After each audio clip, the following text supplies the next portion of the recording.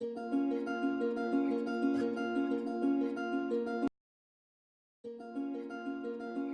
RAE define al videojuego como un dispositivo electrónico que permite, mediante los mandos apropiados, simular juegos en las pantallas de un televisor o de un ordenador. Los videojuegos dieron sus primeras señales de vida hacia finales de la década de los 40, concretamente tras el fin de la Segunda Guerra Mundial. Los primeros videojuegos eran mayoritariamente experimentos y pruebas académicas por parte de científicos y físicos. No sería hasta la llegada de la década de los 70 cuando los videojuegos empezarían a tener un carácter más comercial, marcando el inicio de una imparable transformación y evolución del concepto mismo del videojuego, que acabaría por convertirlo en el fenómeno cultural. Desde entonces, el mundo de los videojuegos no ha dejado de crecer y desarrollarse con el único límite que le ha impuesto la creatividad de los desarrolladores y la evolución de la tecnología. Al igual que ocurriera con el cine y la televisión, el videojuego ha logrado alcanzar en apenas medio siglo de historia el estatus de medio artístico, y semejante logro no ha tenido lugar sin una transformación y evolución constante del concepto mismo del videojuego y de su aceptación. En el siglo XIX habían ferias máquinas recreativas operadas por monedas. Por supuesto, eran dispositivos mecánicos y no electrónicos. Tenían algo en común con las modernas máquinas arcade, era esa sensación de estar experimentando una especie de realidad alternativa.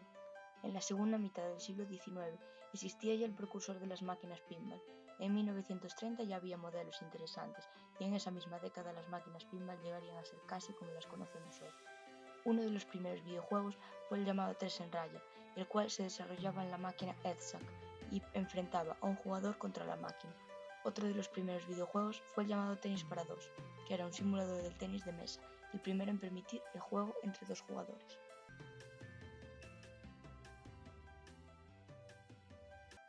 La primera de ellas fue Nintendo en 1889, que al principio se dedicaba a la fabricación de barajas de cartas. La siguiente en crearse fue Sony, dedicada en un principio a reparar radios. Otra de estas es Sega, la cual, aunque suene sorprendente, se dedicaba a vender gramolas para las bases militares americanas.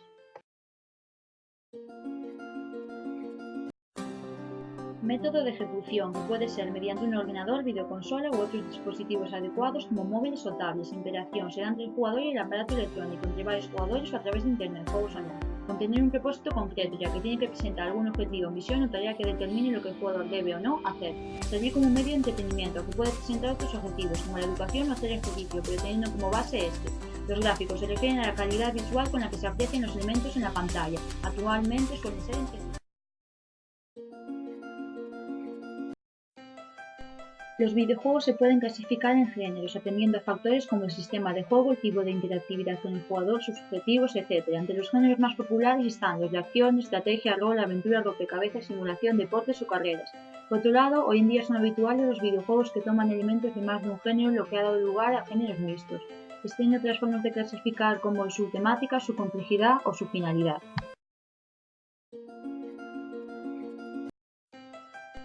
Los videojuegos se pueden clasificar en géneros, atendiendo a factores como el sistema de juego, el tipo de interactividad con el jugador, sus objetivos, etc. Entre los géneros más populares están los de acción, estrategia, rol, aventura, rompecabezas, simulación, deportes o carreras. Por otro lado, hoy en día son habituales los videojuegos que toman elementos de más de un género, lo que ha dado lugar a géneros mixtos. Existen otras formas de clasificar como su temática, su complejidad o su finalidad.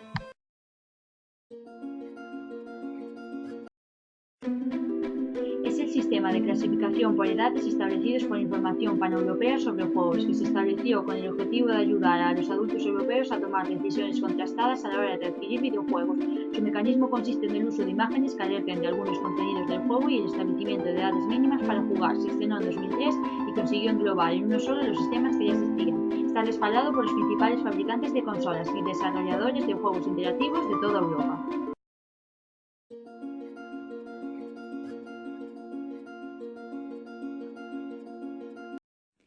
Debemos fomentar el uso de los videojuegos en educación infantil por las múltiples ventajas que nos proporcionan. Sí, pero tiene algunas desventajas que debemos decir. Cierto, pero son más las ventajas que las desventajas. Por ejemplo, fomentan la motivación y la capacidad de atención en los niños. Sí, pero el uso excesivo de los videojuegos causa rechazo hacia otros medios didácticos y puede generar adicción o incluso conductas violentas. Y no facilitan la atención a la diversidad o la interdisciplinaridad de tareas. También tienen gran interactividad a la hora de jugar y favorecen la creatividad. Pero puede provocar nerviosismo o ansiedad. No, porque con los videojuegos podemos favorecer la capacidad de resolución de problemas y aprendizaje de errores. Y de esta manera se reduce el nerviosismo o la ansiedad que tú comentabas. Y se gana autoestima al conseguir la meta propuesta con el fin del videojuego. ¿Y qué me dices de la disminución de la relación con la familia? Esta puede ser provocada por el aislamiento que produce la adicción a los videojuegos, limitando el acceso a otros tipos de ocio. Pero en cuanto al desarrollo del niño, hay que destacar que se fomenta y se desarrolla el razonamiento lógico y deductivo, la coordinación visomotora, que favorecen juntas el desarrollo favorecedor del niño. En cuanto al uso didáctico de los videojuegos, decir que, como decía Marín García, los videojuegos proporcionan nuevas formas de aprendizaje e información, además de entretener y distraer, potencian la concentración y la atención, además de ayudar a construir las habilidades físicas y psicomotoras. Los videojuegos favorecen a la psicomotricidad, los reflejos, la iniciativa y la autonomía, pudiéndolos introducir en la educación con una finalidad didáctica, para contribuir al logro de determinados objetivos educativos. Destacan los juegos de deportes, los de aventura y de rol, los juegos de estrategia, simuladores y construcciones, puzzles y lógica y juegos de preguntas. Además, también se pueden utilizar en el ámbito educativo, con funcionalidad didáctica para contribuir al logro de determinados objetivos educativos. Estos serían los juegos de plataformas, los juegos de puzzles, también encontramos simuladores, juego de aventura y de rol, de estrategia, etc. Podemos agrupar en 4 vertientes los aspectos potenciadores del aprendizaje. Aspectos cognitivos que conllevan la memorización de hechos, observación hacia los detalles, etc. Destrezas y habilidades, conlleva el autocontrol y la autoevaluación, implicación y motivación. También encontramos aspectos sociabilizadores que dan lugar al aumento de la autoestima y proporcionan un sentido de dominio, control y cumplimiento.